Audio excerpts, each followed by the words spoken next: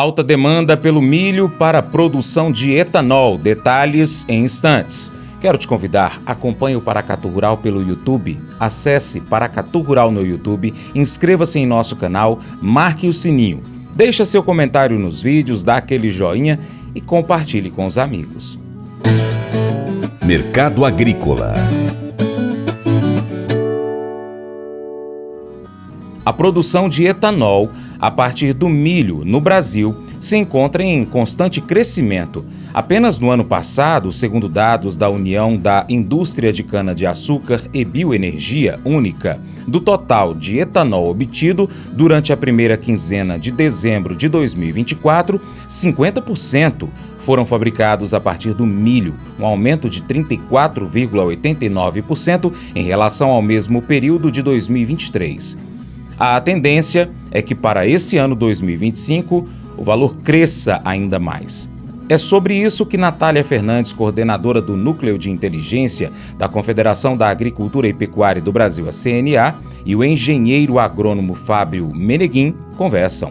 Como que está a perspectiva de produção de etanol de milho em relação a essa demanda por milho que acaba influenciando também nos preços no mercado nacional? Legal. Agora em 2025 a gente estima que as usinas de etanol elas vão produzir cerca de 9 bilhões de litros de etanol de milho, tá? Isso é um aumento entre 16% a 18% em relação ao observado em 2024. Significativo, então, né? Ele é bem significativo. Então, nas nossas contas, a gente vai ter agora, ao longo de 25, ao menos 4 usinas que, entre ampliações e usinas novas, estão entrando em operação no país, tá? Só para ter uma ideia, né, do público ter uma ideia, né, de etanol de cana são cerca de 26 bilhões de litros. E nós já vamos para 9 bilhões de litros de etanol de milho, tá?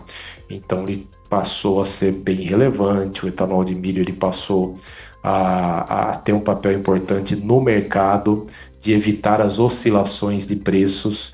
Um exemplo, nós estamos agora em plena entre-safra da cana-de-açúcar, agora em fevereiro, e o etanol de milho, ele está fazendo com que os preços do etanol não flutuem tanto, não variem tanto, né? Tanto que a gente está vendo preços estáveis na bomba ao consumidor, e isso é bem relevante, né, para manter essas condições em longo prazo.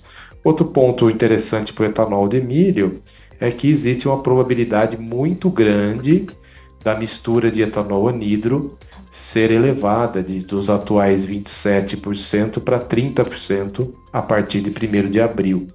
Então hoje está sendo feitos os testes, né, pela Anfávia e outras entidades junto com a ANP. Então espera-se, né, que esses testes sejam finalizados agora em março e seja autorizada a mistura de 30% já a partir de 1º de abril. Isso tende a ajudar bastante as usinas de etanol, não só de milho quanto de cana, a se posicionarem e planejarem melhor a sua produção para os próximos anos, né? E para o produtor é bastante estratégico, né, Fábio? Porque é mais uma alternativa de comercialização. Para o produtor é muito bom, inclusive, Natália, nas regiões de etanol de milho, vamos pegar a BR-163 ali no Mato Grosso, região de Sorriso, Lucas, né? Ali a gente consegue ver que já existem ofertas de preço de milho para os produtores para agosto e setembro de 2026.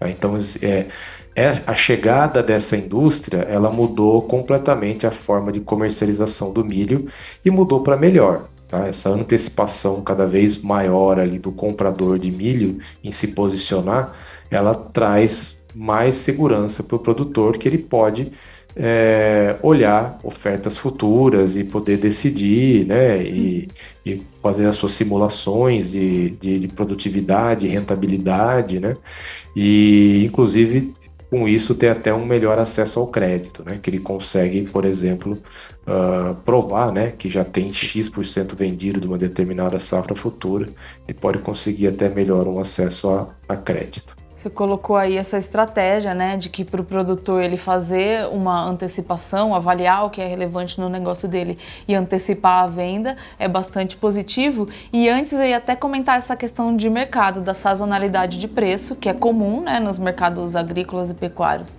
E no caso do milho, a gente sempre tinha uma pressão significativa nos preços com a entrada da safra de verão e depois da safrinha. E com essa demanda vindo, acaba que dá uma segurada nesses preços nesse momento, né? Tipo, logo na colheita, durante a colheita, que tem uma pressão para baixo. Então dá uma segurada aí, porque já tem uma demanda maior por esse produto. Exatamente isso. Você tem uma demanda local mais importante. Só para ter uma ideia, né? A gente está prevendo esse ano de 2025 um consumo pouco maior de 90 milhões de toneladas de milho no Brasil. Quase 21 milhões serão para a indústria de etanol de milho. Esse volume, há 6, 7 anos atrás, era zero. Tá? Então, a gente partiu do zero para mais de 20 milhões de toneladas. E daí, nas regiões onde existem essa indústria, a dinâmica de mercado ela mudou completamente. Tá? Uhum. A gente deve voltar a falar um pouco sobre oferta de demanda nacional e internacional para os preços no final, Fábio. Mas antes eu queria voltar a falar de clima. Aqui não somos meteorologistas, vocês também não, mas não tem como falar de mercado sem olhar para o clima, né?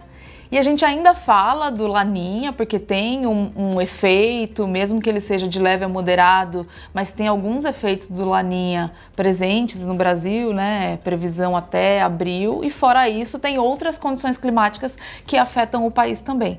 Então eu queria que você desse uma visão de quais as perspectivas, o que vocês têm olhado recentemente em relação ao clima e que podem influenciar a safra e as regiões produtoras no Brasil. Vamos lá, o que a gente tem acompanhado de clima é exatamente isso, a tendência é o Laninha aí perdendo um pouco da sua força até abril, início de maio, e aí até entrar numa neutralidade para a próxima safra de verão, tá? Porém, até lá a gente ainda vai estar sob uma influência de Laninha, né? Que a gente está vendo hoje os efeitos do Laninha na safra argentina, por exemplo, na safra da soja do Rio Grande do Sul, que está com problemas, né?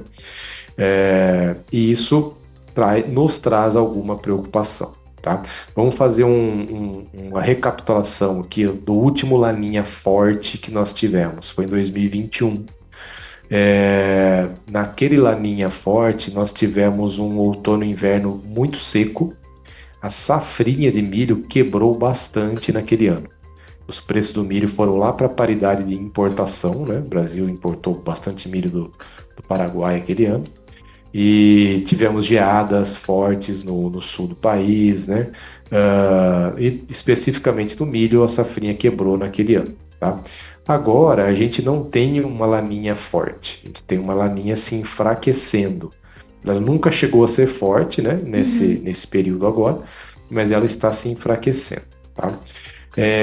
Ainda há uma dúvida grande, a hora que a gente olha, por exemplo, os mapas do nosso próprio INEMET, né, os modelos do INEMET, ele mostra um fevereiro e um março ok, tá? Com chuvas ok, dentro da normalidade, mas ele já traz um abril com chuvas um pouquinho abaixo da média, e aí mora uma preocupação em relação a quantos por cento das lavouras estarão, por exemplo, em enchimento de grãos em abril em determinadas regiões, quantos por cento estarão em pendoamento, né?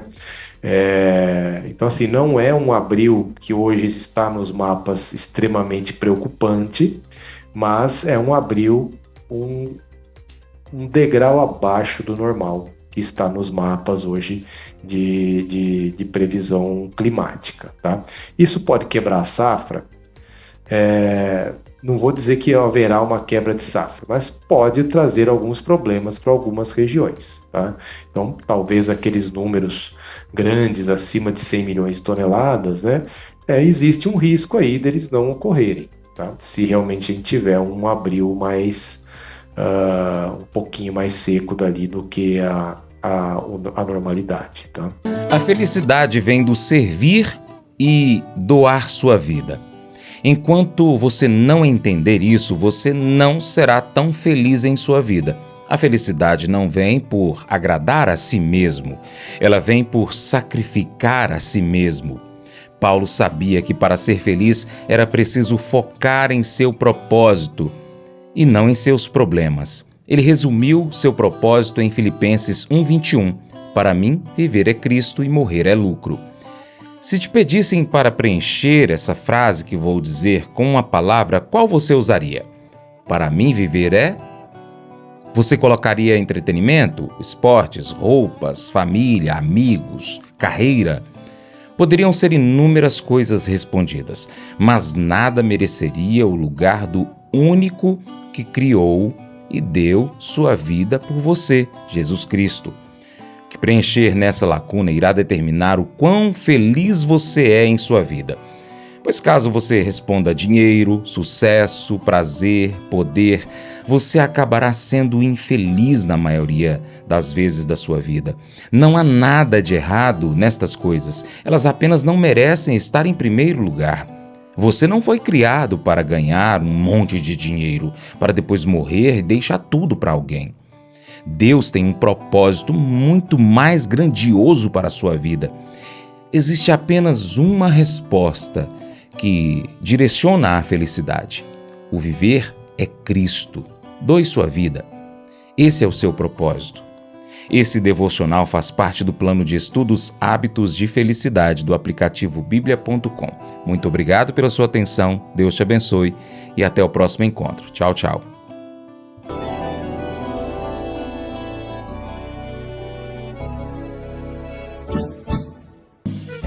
Acordo de manhã para prosear no mundo do campo, as notícias escutar. Vem com a gente em toda a região com o seu programa Paracatu Rural.